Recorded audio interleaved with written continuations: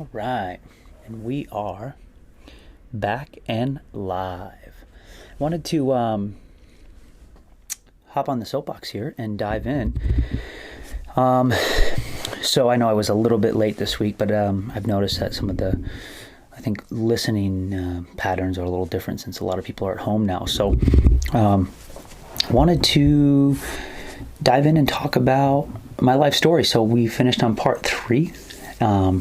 And now part 4 is going to be college, right? So we finished up with Carlbrook, which was a therapeutic boarding school. And then when I finished that up, it was, I believe, six months past where I normally would have graduated. So graduated a little late. And then I ended up going to SUNY Cortland State University of New York at Cortland. And I started that actually in the spring semester. So I started college in January, end of January, where most people obviously start in the fall.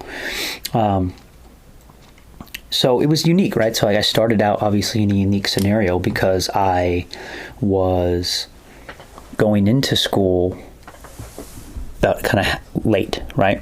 And, for those of you that went to college and can remember it, that freshman year is important. You're meeting a lot of people and, so it was strange. I remember moving in with my roommate and, my roommate was kind of weirded out. Who is this guy that's coming in halfway? It was just strange. But like I said in the previous episode that, Carlbrook really did shape me. And what I mean by that is it was super strict and militant and rule driven. And we talked a lot about relapsing and not falling into patterns. So, I just remember specifically, I was like, I'm not going to drink just because obviously it's college, blah, blah, blah. And I remember I didn't drink at all my first semester there. Everyone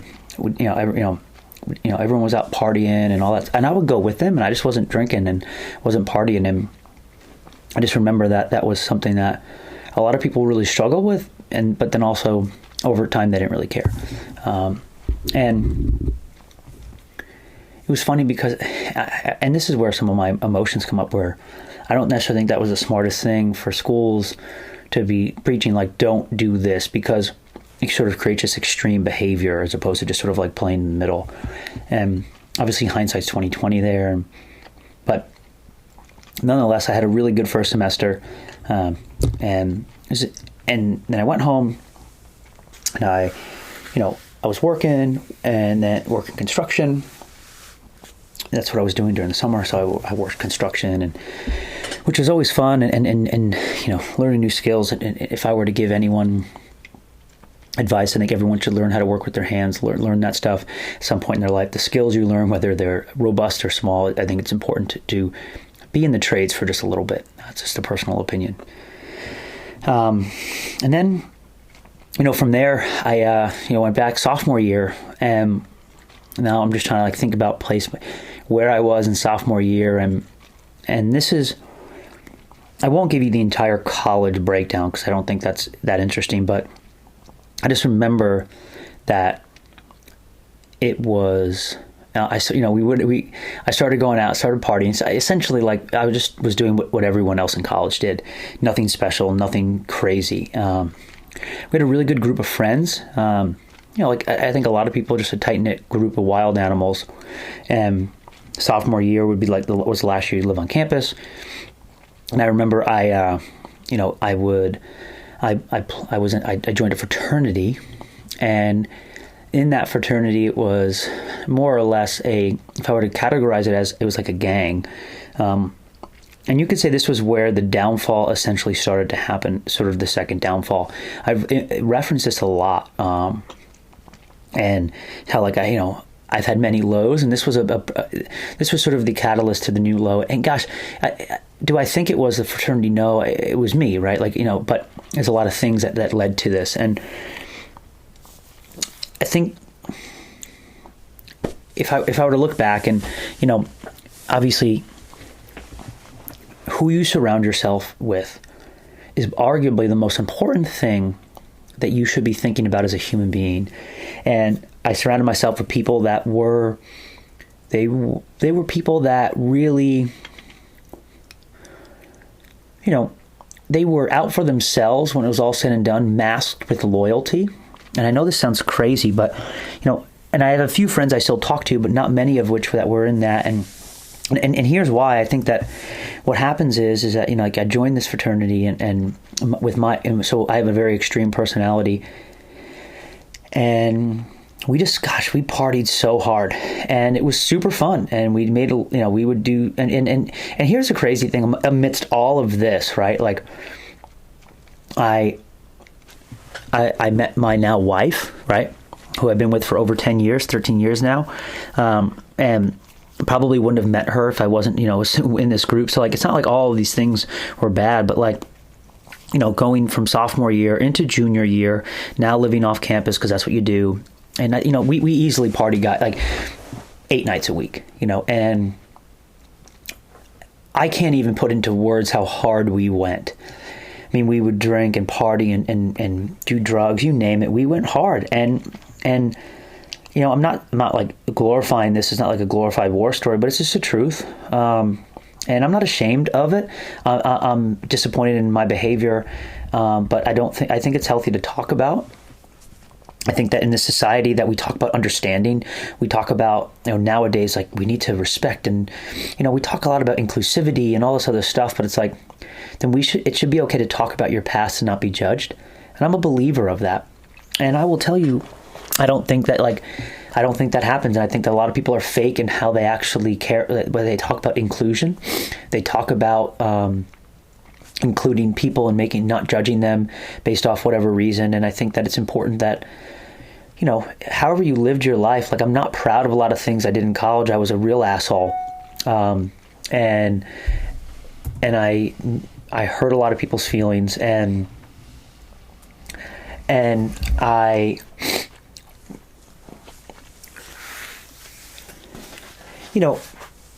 ended up getting kicked out of school in my senior year because of the group of people I was with. And it's an emotional piece for me, guys, because this was, if you were to say, this was the lowest of the low.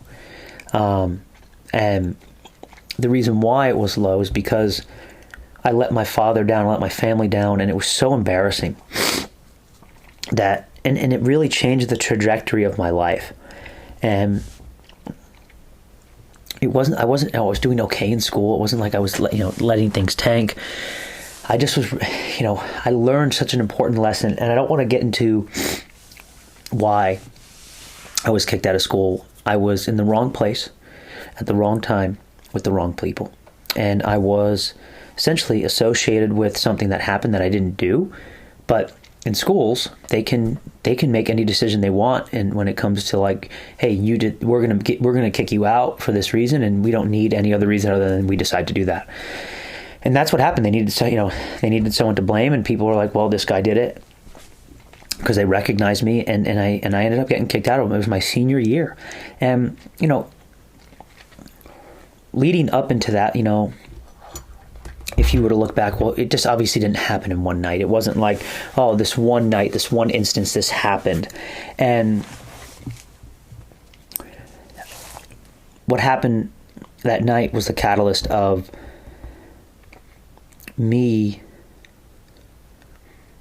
not taking responsibility for my actions, me not taking responsibility for who I surrounded myself with, what I did, what I said. And in turn, the responsibility laid on me when when they were like, well, you were there, which I was. And I think that lesson that I learned going through all of that, because, I just remember the look on my dad's face when I had to tell him all this, and, the embarrassment of telling people that I was kicked out of school and all of these things. And that low was the catalyst to my life change. If people ask me a lot of questions about how do you do this, or why do you do this, or the discipline, blah, blah, blah, blah, blah. And the reason why is because I realized that everything was my fault. And everything was my fault because it was. I chose to be there. I chose to be in that scenario. I chose to surround myself with those people. And, gosh, getting kicked out of your senior year I was kicked out in the fall, and it's crazy because of course, what did it do? It set me back a whole year. And I went home and I had to make decisions of what I wanted to do. And I was working construction again, and I was going to community college at night in order to keep my health insurance and benefits. And, I was still now dating Maren at the time, and she was finishing up school. So we now had a long distance relationship. And then, I had two choices in that moment. And the choices was to act and change, or to wallow and feel sorry for myself. And this is why when I started writing a book, and my writer kind of tailed off, and I haven't been able to get a reach of them. A lot has changed, but we had these 12 parts, and I often ask myself this question of this moment. It was like, how could I have gotten that lesson that I learned when I got kicked out of school after my life of, literally driving in the fast lane, partying 8 nights a week and doing everything in between, getting in fights all the time, all this stuff. And then how did I learn my lesson? How could I have learned that earlier? And I really don't think I could have. I just don't. And much to probably the people in my lives, dismay, is like, I just don't think I could have, learned it earlier. And you need to have a moment in your life where you realize that people care about you more than you care about yourself. And then you need to take responsibility and expect nothing to change. What I mean by that is, I just started acting without a expectation of acknowledgement or expectation of an end result. On my own, just like, well, I have to sign up for community college. I have to keep my benefits. Well, I need to work because I need to make some type of money here. So I started working construction. And then I was like, I have a degree. I'm going to get a degree in exercise science. So should I apply to be a personal trainer somewhere, which I applied to in upstate New York and got declined by some local gym. So I was like, well, I'll just keep trying. And I just started acting without really any expectation. And it's funny because in the moment, it's not like I need to act without expectation. Of course, you don't think like that, certainly when you're a kid. But I just started doing shit. I just started doing things without any goal, honestly, without any expectation, just acted. And that was the decision I made. And it's really simple. It's like, either act or you don't act. Those are the decisions you have to make. And for me, I was acting because I realized I needed to make a change. So I had one route of behavior, which was self-destructive, which was hurting myself and others around me and really my path in life. Then I had something else. And I didn't know what path that was, but I was going down that path. And that's something that I really don't think a book, a podcast, a pep talk, a life coach will ever be able to give you. I think you really got to hurt. You got to swing. It's a pendulum theory. I mean, I was kicked out of school in, the span of 5 years. I'd been arrested. I'd been sent away to the woods, sent away to therapeutic boarding school, went to school. Things were going good. Then I got kicked out of school the year I was supposed to graduate. And now what? And so I swung. I was so low. And then I just started to act, and it allowed me to swing far in the other direction. And, like my wife will tell you that I changed a lot from when she first met me in college to now, because obviously I had to make a lot of changes. And I was working construction. I got the personal training job. I'll never forget this. I walked into the personal training job with a job application with my dad's suit on, of course, my dad's suit. And they were like, no one's ever walked into here to be a personal trainer with a suit on. I was like, well, that's either a good thing or a bad thing. Not sure how it's going to go. And I ended up doing it. And I got the job.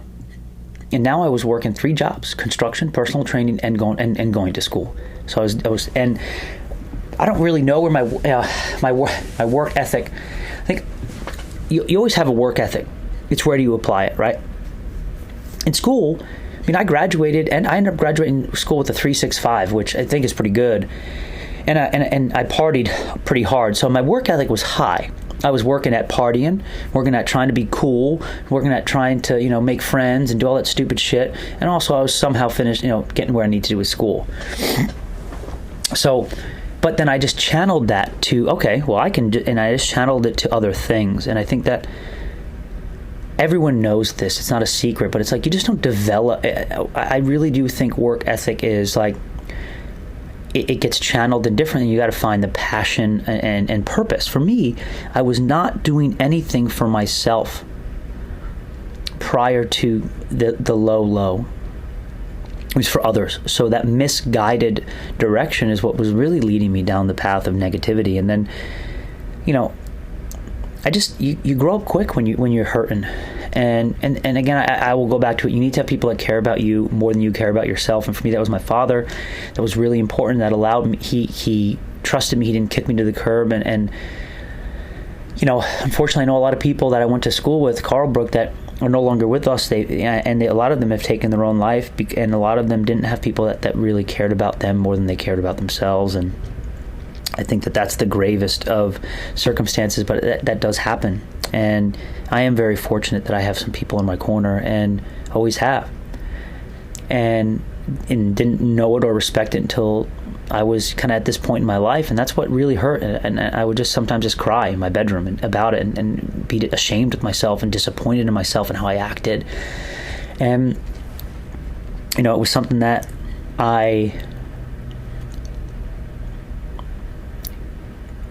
it's funny when people are like, oh, I knew you from college. I'm like, oh gosh, and like I said, I don't want people to judge me, but I get I'm a lot different than I was then, and just sometimes a hard thing to always come to terms with. It's easy to forget it, and be immersed in what you're currently doing, But when the cool thing is that I got kicked out of school, and I got this personal training job, and I became pretty good there, and I was going to school, getting. This thing that always sticks out in my mind. I remember I would leave the job site, so I'd usually personal train first thing in the morning, so I had to leave the house like 3:30 or 4, get there because I was at the first shift.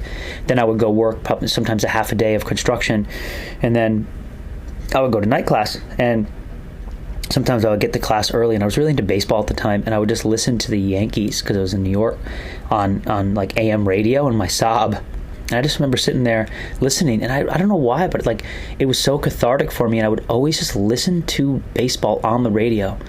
And I don't know why. I'll never forget that. It's a strange thing, but I just remember it, and it was a part of my day. I'd sit in the community college parking lot and listen to some, the baseball game on AM radio, like an 80-year-old man, and then I'd go in and take class. I wouldn't talk to anybody. I just remember never talking to anyone at school. It was very strange, and I was just very focused, and I was almost afraid of engaging in any type of relationship. There was a lot of fear there, for sure. But I found CrossFit at that gym I was personal training at. That's where I found CrossFit. And I found CrossFit, and I did Fran, and I did Fran in 4 minutes and 18 seconds. Another personal trainer was like, you got to try this Fran thing. I was like, what the hell is Fran? 21:59 thrusters and pull-ups. Like, what the hell is a thruster? 95 pounds. That's light. I was a bodybuilder meathead, right? And it's funny, like in the moment, I thought it was stupid. I was just a bodybuilder at the time, but really starving for some type of purpose in training. And then I just started learning about CrossFit. And I was still at home, and going to community college, and I dove all in. Like, it took me about 4 or 5 weeks I downloaded every single journal article. I still have it and printed it. I signed up for my level 1, had to get 2 credit cards.